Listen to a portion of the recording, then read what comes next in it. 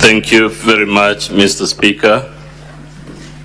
The first question was whether there is any law preventing the Deputy President from intervening when they see any failures in the National Intelligence Service. The answer is that the oath of due execution of the office of the Deputy President, which is in the Constitution, it's part of our Constitution, prohibits the Deputy President from disclosing matters, especially those relating to national security, that are committed to his secrecy. And therefore it was a violation of his oath of office, it was a violation of the Constitution to discuss matters of that nature at a time in the circumstances prevailing in a press conference broadcast to the whole world.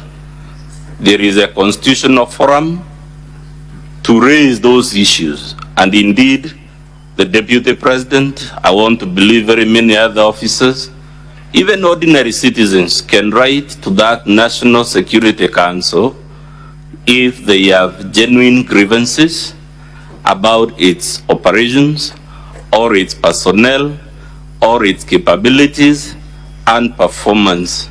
Mr. Speaker, when that oath of office, which is part of our Constitution, says matters committed to the secrecy of the Deputy President are not to be divulged, it is an acknowledgement by our Constitution that there are certain matters which by their very nature they are not to be broadcast. The Swahili say, usimwage mtama penye kuku wengi.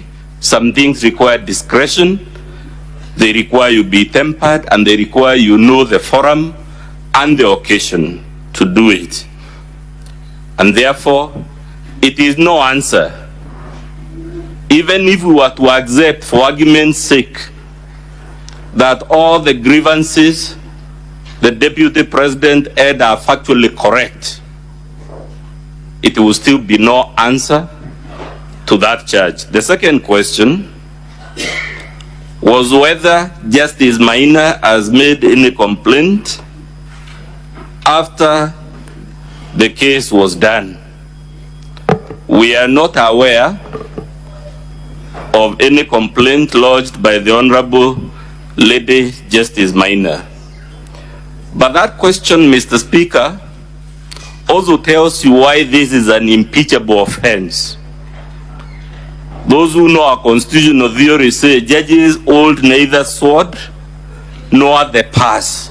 The reason our Constitution protects judges and puts them in a special place is because unlike politicians and the executive, they have no way and no forum of dealing with harassment from the political branches of government. But if we are wrong in that, Mr. Speaker, again why I'm very happy with this question, you imagine, let's accept for argument's sake that indeed Justice Maina could have lodged a complaint, because it's possible she would have walked to a police station, met an OCS there, recorded a complaint and a statement. Dr. Mulo has just been here as a junior officer. The practicalities of an OCS, a police constable, summoning the Deputy President of the Republic to respond to a complaint, the whole specter of handcuffing, taking fingerprints, processing the Deputy President to take him to the magistrate's court to answer to a criminal offense, would subject that office to so much indignity. And because the design of our Constitution is that people holding certain offices, in fact the constitutional text is that they should behave in a manner that brings honor and dignity to the office.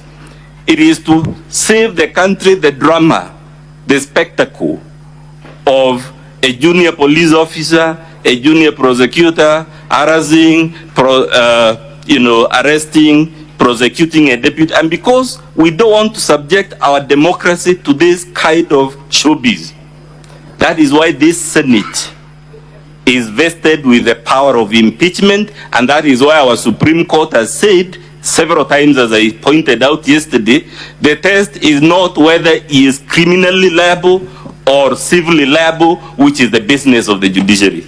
I so submit, Mr. Speaker. Now, Counsel for the National Assembly, you may call your third witness.